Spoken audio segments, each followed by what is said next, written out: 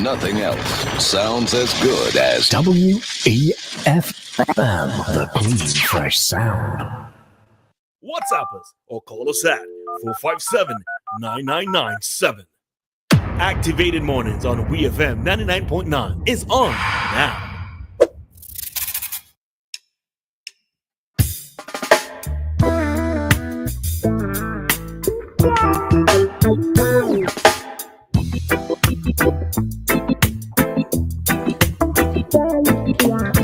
All right, so the time right now, SVG, it is 8:12, and we are back with you for another commentary segment here on today's Activated Mornings program. In studio, you have Dianna, Cain, and myself, Roleza Samuel, and every Monday morning, whether it's physically or virtually, we are graced with the presence of Dr. Gerald Thompson. Oh gosh, I forget the second names. Oh man, I should have write them down, Anyways. Cristiano. Really, my third name is Christopher, and then my fourth is Anthony. But somehow or the other, they got merged on the reiteration of birth certificate, Cristiano. Right? So Gerald Carl. Sound like a hot boy name, though.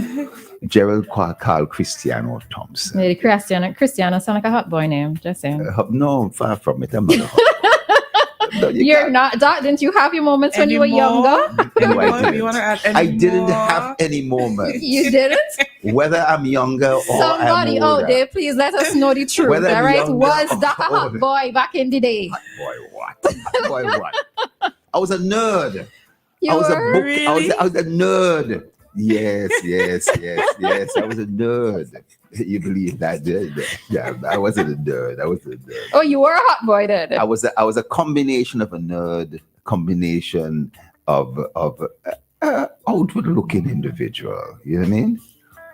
I had my Somebody out there, please call us and let us know, right? I ain't taking Doc word for it this morning.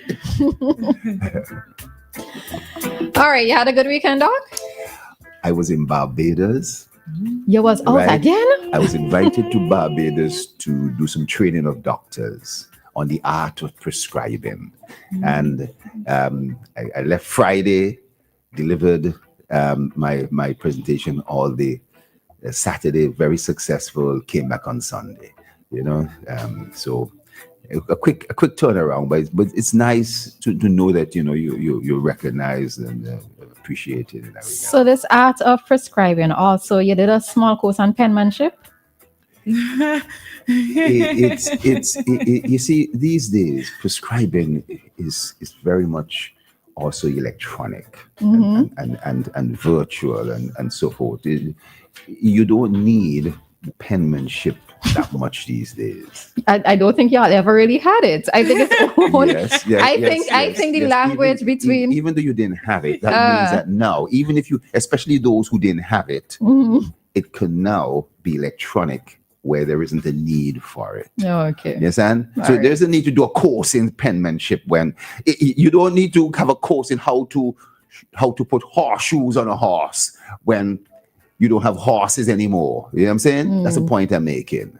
I've always been convinced that the language is between the doctor who's writing the prescription and the pharmacist. But as the patient, we don't understand at all. No. That's intentional, because I always thought that was intentional. No, because if you were to write out everything in nice script and shorthand and so forth, longhand and so forth, it's going to take too much words to fit on that very small script. That script can have to be a big piece of foolscap sheet and all that kind of thing. So we use things like BID. You know what that means? No, no. It means twice a day. And we say PO, per oral or per Oz. So but that's not for we to understand. No. But you're right, it is a language. I would just say times two daily or whatever. Yeah, but in terms of whatever the prescription is, we can't understand what the writing is. The actual prescription, we sometimes use the generic term, what you will know as being Tylenol, or I may say acetaminophen. Yes, and acetaminophen, which is Tylenol. There is the standard name that often is used, and that allows you to do generic. But if I were to write a specific, then that pharmacist has to give you the specific thing and ask, finally, can I give this person the generic version, the acetaminophen, because it's going to be 10 times cheaper than the ordinary thing and so forth. So, there's an art to it, but the more important thing is that it's concise. It can fit on the paper as opposed to 100 words. Please, TAKE 25 TWNT this that milligrams. I'm not even studying how the dosage. I am studying what actually are being prescribed. No. It's an art, and nurses will understand it. Other people understand it. All right.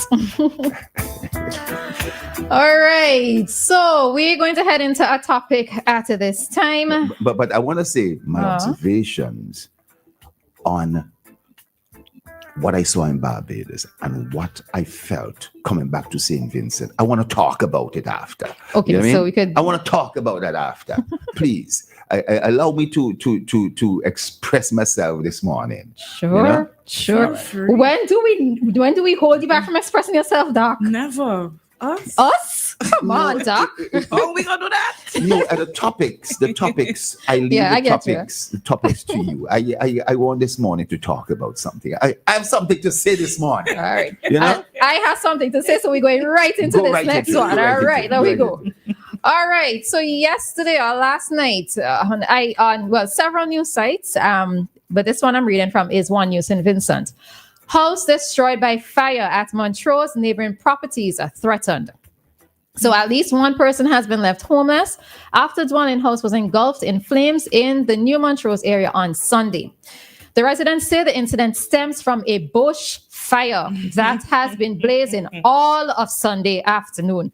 Let's take that again. Residents say the incident stems from a bush fire that has been blazing all of Sunday afternoon. The identity of the male homeowner was not revealed, but the man is said to be unharmed. Reports are that he lived alone in the house. The bushfire has also left neighboring residents on edge, with many people reportedly trying their best to prevent the bushfire from spreading to their homes. The cause of the fire is not yet known, but it has been spreading on the dry hill that separates Montrose from Edinburgh, and many dwelling houses are in that area. The fire is also threatening properties in Edinburgh. The fire department of the Royal St. Vincent and the Grenadines Police Force was at the scene responding to the blaze in the community. All right. And there is actually a video of it on Eyewitness News. So for those of you who actually want to see the extent of that particular bushfire in the New Montrose area, you can go to Eyewitness News and have a look at that video. Now, this is a topic that I am just tired of talking about. Right? But as P. John said, you know that this is talk radio. And I suppose as moderators, we do have a platform to speak on certain things. And this is probably one of my talking points that I will be speaking about forever and ever. Till somebody calls Juice and tell them they're tired of me talking about it. All right. I do not understand what is our fascination with fires. All right. This is the dry season, and for the life of me, I think it just comes down to common sense. You cannot start a fire somewhere where there is dry land or there is dry grass, because the possibility of you trying to control it is not going to happen. There are many times, and up to this morning, and if you hear me speaking with passion, it's because I'm highly annoyed again, right? Up to this morning, it would have been early this morning before it was time for me to get up. I had to get up and close in my windows because I was smelling smoke yet again. Early in the morning. I don't know where the smoke came from. And the thing of it is that I can't imagine smelling smoke in my dreams, because smoke is the last thing that I'd be dreaming of smelling. So I had to have been literally smelling smoke, right? I do not understand what is our fascination with fires. I do not understand why people are going to be lighting fires or burning grass during the dry season. I also do not understand why people still think that in this day and age that they need to burn garbage on their properties. Yes, I could understand maybe if you've cleared some land, it's probably you're going to probably just burn that once in a while, but it's not going to be something that's happening every day. There are some persons in some communities who burn things every single day. There are times when I stay from home and I can see at least 3 different fires going in 3 different places. Now, the thing of it is that right about now, the other bedroom in the house, the bed is full of ash, the ground is full of ash, everywhere is just full of ash. And I haven't had a chance to go and deal with it as yet because of the fact that it's going to be a lot of work that I have to do in terms of cleaning. But the thing of it is that why do I have to deal with this? Right? There are several places in SVG. Every single year, we know for sure that some fire is going to be taking place there. And it is not surprising to me that somebody's house has been destroyed as a result of it. No. People, we need to take stock. And what it is that really bothers me is that I could be there eating healthy. I could be there exercising. I could be there trying to do the things to ensure that I live a long life. But yet, I can be in my own home and breathing in particles of ash. So again, persons, and yes, I'm sorry if I sound like I'm preaching, but I tell you, I'm really annoyed with this situation. We have a reliable garbage collection system. All it takes is, on many occasions, is just for you to wait for your day when the garbage is to be picked up, put the garbage out, and let the solid waste management unit deal with it from there. You don't have to be burning things. You also need to utilize common sense. It is the dry season. Why are you burning grass? And I am done. I'm really done. All right. Any thoughts? You have shared it. One of the questions you asked, what is people's fascination with fires? And it's the same thing I'm asking because it seems as if there is a fascination. Because I refuse to believe that in this day and age, like right now, 2025, that adults don't know the consequences of a fire that's can go out of control or a fire that is out of control. I really do believe, because we've been hearing it for ages. I mean, I've been hearing this for years. We're warned against lighting things in the dry season. We know that if the wind is blowing, the wind can cause the fire to spread. And if it's dry, that's the environment for the fire to thrive. I believe we know this. So I just feel like it's a point where we just don't care about other people like that. And also we don't care about the environment like that because, like you said, what is the fascination? To me, it's like it is a fascination now. Maybe they get a high off of lighting fires like this because I can't understand, after all the information that we get, how adults would still be doing things like this. For this person that lost their house, it is I cannot imagine the feeling of having to get your things back from scratch from something that you did not even cause. You're living in your house, you're probably working hard and doing what you need to do to make sure that your home is safe. Imagine if this is a person who does not leave on unnecessary lights. They don't leave on their gas when they're not using it. They make sure they take care to have their home safe, and then somebody lights a fire and this fire takes your home. I can't imagine that. And if it is the person, then they have a lesson to learn from that. And another thing, because you don't always get to catch the persons who may have lit the fire, right? Because, I mean, some persons may like the fascination of seeing a whole hillside on fire, but oh gosh, what is the end result, right? Yes, the wind is picking up, going to pick and spread that fire, but the wind is also going to be blowing the ash all over the place. Yep. Let me come in here. I think that as one of the observations I made, as I finally reached into Kingstown yesterday, I saw the fire. And I live in the Montrose area, but lower Montrose area. And I said, that house is really threatened. And I could see people up there, neighbors and everybody responding and so forth. The area is a sort of a dry forest and so on. And some people will tell you that there's something called sulfur grass, and there's a concept of spontaneous ignition from the heat. Studies doesn't suggest that is true. Matter sulfur is supposed to be a fertilizer for plants. And I don't know what is the terminology, whether rock or any heated rock in the midday sun, 3 o'clock in the afternoon, you walk on a pitch and the pitch is too hot to walk on bare feet. I don't know if that does really occur, but there does not seem to be solid evidence for it. Now, apparently, where the house was, they found some Pampers there, I understand. Whether those Pampers were dumped and somebody tried to burn them, or the person who was in the house said he lives alone, doesn't use Pampers and so forth and like that, and he doesn't know how. I'm not saying he said he does not, but I understand that there may be claims that he doesn't know how they got there and so forth. But I am not also necessarily convinced that somebody set a fire, but I know fires are set. And so what you've said, Roleza, pertains, and definitely we should not do. But it's an area that burns every year. Mm-hmm. There are other hillsides as you go down over Edinburgh, and as you go over down above Carib Village, those areas seem to burn, and you could see the type of grass that's there. And we've been going through this for decades. This ignition that takes place on top of certain hills, and from that Monkey Hill come down to Edinburgh is notorious for this every single year, maybe twice a year.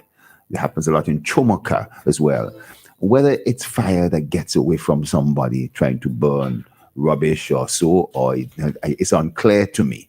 And I'm hoping that maybe the police could give us some better insights when doing the police program and so forth on the beat. And so maybe there's something that can be asked of them. What is their views on this? What is actually taking place? It could be one or the other. It could be both. I realize that these bushfires too, the equipment we have, the big fire trucks can't get there. Mm-hmm. The roads are not there because a lot of the roads may be foot roads and so, and this apparently, the house that burned is like an old wooden estate house, formerly estate house, has been around for a long time. But and that should have probably been something that was preserved. Well, somebody lives in it so that it's being preserved by someone who lives in it, as opposed to it's abandoned and the National Trust takes it over and preserves it. But these are some of the things, as also the encroachment of residential areas into areas where people should not be living. We do live on hillsides. We do live on top of hills. That's difficult to get to. The small fire truck went up there, but would not have had a lot of water in it to try and put out that kind of fire. So these are some real challenges. We can't say let's run water up into that area in case and so forth. It's a tough situation. Yeah, I do know that growing up, because I remember in Edinburgh in particular, there's a particular spot where every year it would catch fire, but you don't see any houses there, right? Yeah. But I am not talking about those places that have been traditionally known to catch fire. I'm talking about people deliberately lighting fires. But this is one of those areas. That's the point. This is one of those areas where fires typically does catch. And as I said, I mentioned about the Pampers being sound, so it suggests that maybe a fire might have been set. But I would love to hear from the police and so what their verdict. So you're saying that this area is one of the areas that, actually, I might have to take this back up because it's now 8:30. But anyways, I'll ask the question after. All right. So we are going to head on out at this time as it is 8:30 and we are expecting a call from our court's representative. Okay.